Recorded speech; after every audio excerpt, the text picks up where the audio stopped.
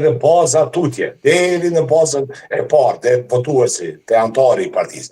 Prandaj, s'kena nevojë vetëm për lajka, domethënë, se politika s'bëhet vetëm për lajka, aty mund bëjmë aktivitetet të cilat vjedhin me marketing plus pastaj me lajka, por ajo është tim tjetër.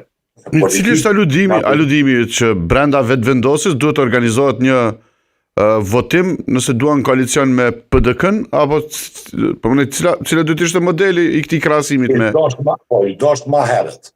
Tash, në qoftë se kemi kapërcim të ndekeve, edhe ndrim të kursit, apo vektorit, drejtimit, të bërjes së strategjisë politike të vetëvendosjes. Në qoftë se kemi. Ndrimi i parë i vetëvendosjes ndodhi me LDK-n, pa votim realisht. Sepse gjua më ashpër dhe endeku i kryesori Kurtit në zgjedhje lokale. Realisht ishte me LDK-n, jo me PDK-n. Kur i quajti lidhja për lidhje të dyshimta me biznese të caktuara, oligarke, të tjera. Dhe me këtë partinë me cilën ndërtoi diskursin më polarizues dhe e kishte në target të kundërshtimit gjatë fushatës, ndroi kursin brenda një dite me një letër ku e ftoi në bashkëqeverisje. Pikërisht, po prandaj kjo është politikë, është proces, nuk është akt. Si i tillë si arti smushmës, atëherë kështu shka e kitë mundshme, edhe cilat bjen benefite, do të shkej legjitimin nga zoti Kurti, edhe nga të tjerët të dëshirojnë të përfitojnë elektoralisht në aspektin për të mbetur në politikë dhe për të mbetur si faktor vendimarrës në politikë, që t'i bëjnë, mos i quajmë lojra, po t'i bëjnë këto lëvizje politike të cilat ja mundsojnë të qeverisin, që është kuptimi i gjitha partive politike preashto PSD-n këtu të na, se ata s'podojnë me marrë pjesë pushtetin, po pëdojnë kështu me ndiku nga anash. Me na e marrë punë e neve pak, opinionistave dhe mediave.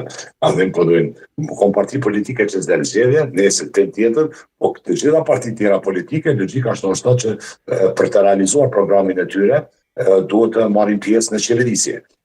Për të ardhur në qeverisje, kur janë numrat, i bën kompromise dhe bën lëvizje të cilat ta mundsojnë një ardhje të tillë.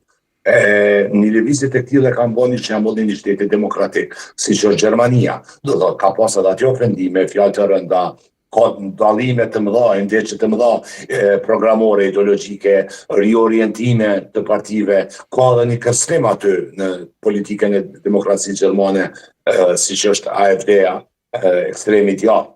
Skajshmërisht ekstremi djathtë, dhe natyrisht që këto hendeqe janë ofru, po për ta marrë legjitimimin plus, për t'i ikur rishkuarjes në zgjedhje nacionale, këto parti, për qenë krejt korrekt, i kanë pyetur edhe antarësinë e vet, njëra, Socialdemokratë Gjerman, SPD-a, partia si motor e vetëvendosjes në Gjermani, po edhe CDU-ja, partia si motor e EPP-s, partive popullore në Evropë, e ka pyetur Këshillin e Përgjithshëm. S'ka shku deri te antarët, por është konsultuar me Këshillin e Përgjithshëm, respektivisht ata e quajnë me duket kuvendi partisë. E kanë një trup.